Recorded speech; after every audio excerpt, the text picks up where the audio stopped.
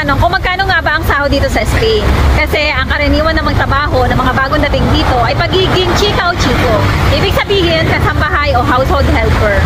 Ayon sa batas, ang minimum na sahod ngayon ay 1,184 kung susunod ang amo sa legal rate. Pero sa totoo lang, nakadepende pa rin talaga sa amo kasi may mga nagbibigay pa rin ng below minimum. Nasa atin na lang kung tatanggapin natin o hindi. Sabi ng iba, kung wag raw tanggapin ang mababang sahod. Kasi kung may pumapayag, paano raw tataas ang sweldo ng lahat? May punto naman sila.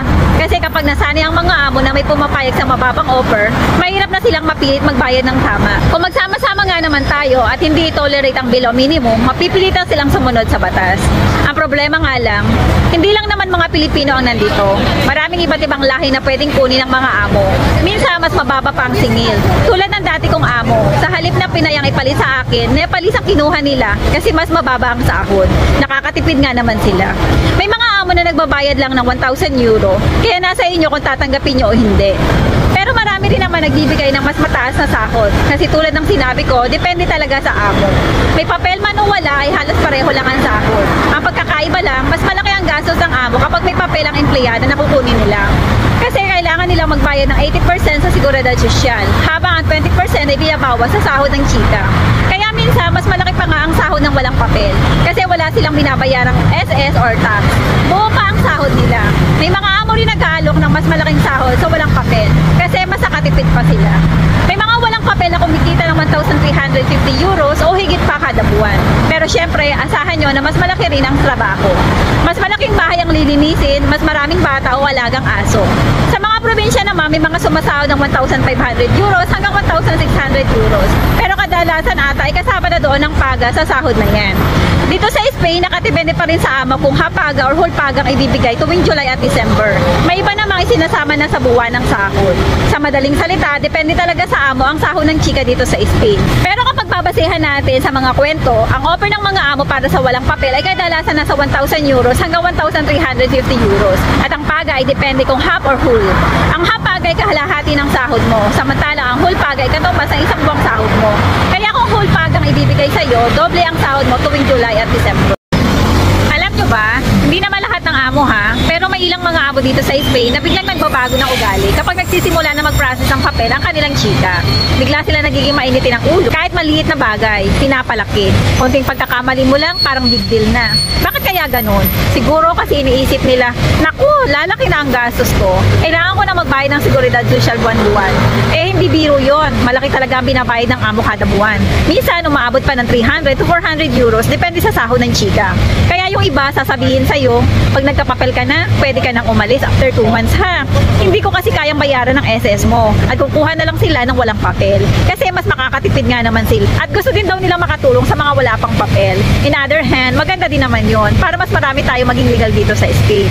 Yung iba naman, ibang style. Sasabihin nila, hindi namin kaya magbayad ng SS mo. Kaya mapipilitan si chika na magsabi na kahit ako na lang ang magbayad para matuloy na lang ang process ng papel ko.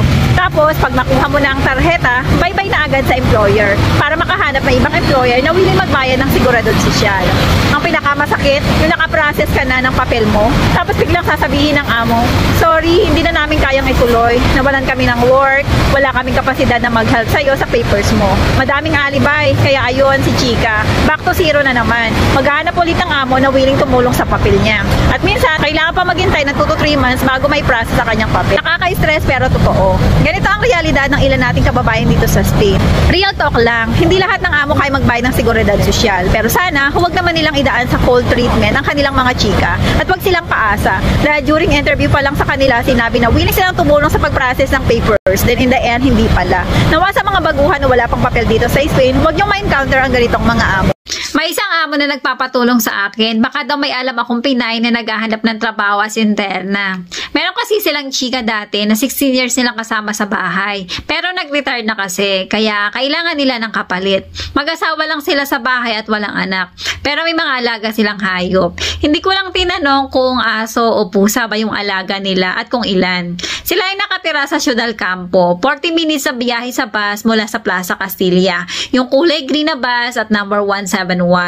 Ang bahay nila ay chalet, kaya asahan mo na malaki ang bahay na lilinisin mo. Pero mostly naman sa mga bahay na malalaki ay may daily schedule na bawat area na lilinisin mo. Sabi ng amo sa message niya sa akin na simple lang daw silang mag-asawa, mabait, at ang hinahanap nila na makakasama sa bahay ay taong marunong mag-manage sa kanilang bahay ng independent. Yung hindi mo na kailangang sabihan kung ano ang dapat gawin sa bahay.